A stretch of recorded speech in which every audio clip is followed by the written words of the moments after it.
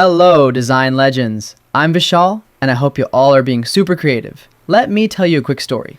A few years ago, a brilliant design student submitted a visually rich poster for her entrance exam. It had striking colors, thoughtful typography, and even a clever concept. But she didn't clear the visual communication round. Why? Because despite all that effort, her layout lacked something fundamental, a sense of visual order. The content was there, but the perception didn't land. It didn't feel organized or balanced. It didn't feel designed.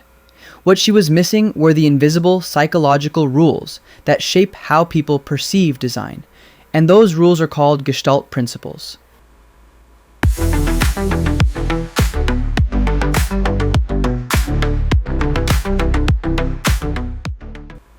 The word Gestalt comes from German, meaning shape or form.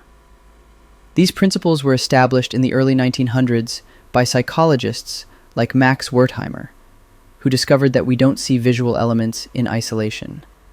We see patterns, we group things. We simplify complex visual scenes based on what feels connected. The first principle is proximity. When visual elements are placed close to each other, our brain automatically perceives them as belonging together. The closer they are, the stronger the sense of connection. Designers leverage this instinct to create visual hierarchies and logical groupings. Take toolbars, for example. In applications like Google Docs or Microsoft Word, formatting tools are grouped by function, not with borders, but simply through spatial arrangement. On websites, a subheading placed just above a paragraph is intuitively read as related, not because of arrows or boxes, but because of their physical closeness. Even your smartphone's home screen uses proximity to imply categorization. Now observe these name and designation pairs. When spacing between pairs is consistent and grouped, they are read correctly. Increase or disrupt the spacing, and the relationships between name and role become unclear. The takeaway? Space isn't just empty, it communicates. It defines relationships, structure, and meaning. The next principle is similarity. This principle explains that when elements share visual characteristics, such as color, shape, size, or typography, we instinctively perceive them as part of the same group. Take a metro map, for instance. Each route is distinguished by a unique color.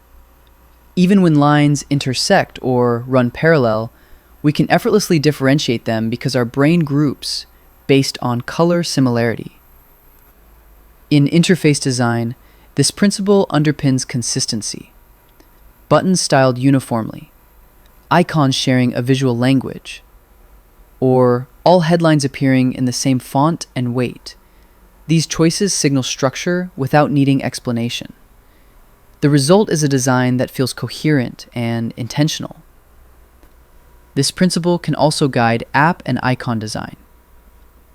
By applying consistent styles within a category, say circular and square shape, we help users distinguish one group from another, even at a glance. The next principle is continuity, often referred to as good continuation. Our brains are naturally inclined to follow smooth, continuous lines or curves. When elements are aligned along a path, whether straight or flowing, our perception connects them into a unified visual direction. Line graphs, timelines, and process charts also rely on continuity to communicate progression and movement. In typography and layout, reading order can shift dramatically based on arrangement. A set of 4 words placed vertically and then horizontally will be read in a different sequence depending on whether our eye is first guided top to bottom or left to right, all influenced by visual flow. Architect Zaha Hadid famously embraced this principle, using fluid, continuous lines to shape dynamic architectural forms. Nature too reflects continuity. Rivers carve graceful paths across landscapes. Ocean waves form uninterrupted curves. And even wind movement is captured through aerodynamic lines, influencing the design of vehicles and aircraft. Next, we have closure, one of the most intriguing and powerful principles in visual perception. Closure refers to the mind's ability to perceive a complete, unified shape, even when parts of it are missing or incomplete. Our brain instinctively fills in the gaps to create a whole. This principle is widely used in logo design. Consider the World Wildlife Fund's panda, the USA Network logo, or Adobe's iconic mark. None of these logos rely on fully enclosed outlines. Instead, they use strategically placed shapes or negative space, allowing our mind to complete the image effortlessly.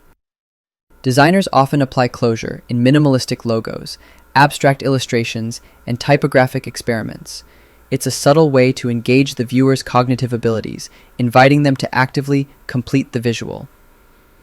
This not only makes the design more memorable, but also deepens visual engagement. Closure doesn't just show, it suggests. And by doing so, it transforms passive viewing into active participation. The fifth Gestalt principle is figure and ground. This concept is all about contrast, not just in color, but in focus. Our minds naturally separate what we see into two parts, the main subject and the background. This is why a modal pop-up grabs your attention. It appears clearly in front of a dimmed or blurred web page. A classic example is the FedEx logo. The hidden arrow between the letters E and X only appears when you shift your focus from the letters themselves to the space around them. Now look at this illustration. You might see a penguin or a human face, depending on whether you focus on the black or the white areas. This switch in perception is a perfect example of figure and ground in action. The famous Rubens vase works the same way. It looks like a vase or two faces, depending on what you choose to see. Designers use this idea across many areas, from information graphics and posters to logos, icons, typography, book covers, and user interfaces. Mastering figure and ground helps designers create clear hierarchy, strong focus, and subtle layers of meaning. And perhaps the simplest Gestalt principle is symmetry. Our brains are naturally drawn to balance. Symmetrical designs feel clean, orderly, and visually satisfying.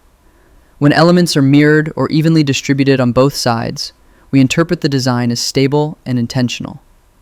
Symmetry appears everywhere in photography, icon sets, graphic design, and even in nature.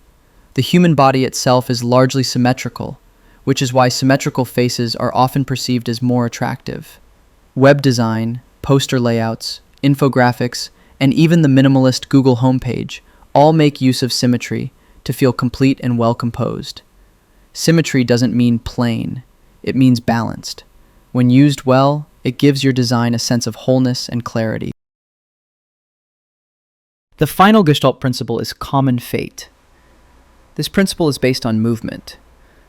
When multiple elements move in the same direction at the same pace, our brains instinctively group them together. We perceive them as connected, not because of how they look, but because of how they behave. A flock of birds flying in the same direction, or a school of fish swimming in unison, is naturally seen as a group. It's the shared direction and pace that tie them together.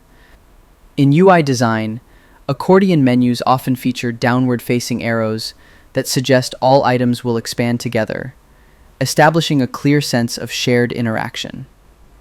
The Matrix movie poster uses vertical digital rain to convey a unified downward motion, making the composition feel fluid and alive.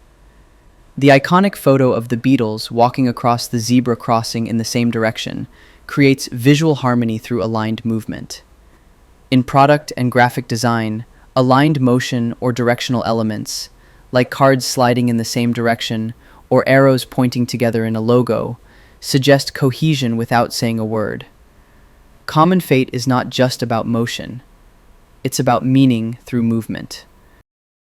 And that brings us to the end of the 7 Gestalt principles. Proximity, similarity, continuity, closure, figure ground, symmetry, and common fate. If you learned something new or enjoyed this breakdown, don't forget to like, share, and subscribe. See you in the next one. Stay curious and keep designing.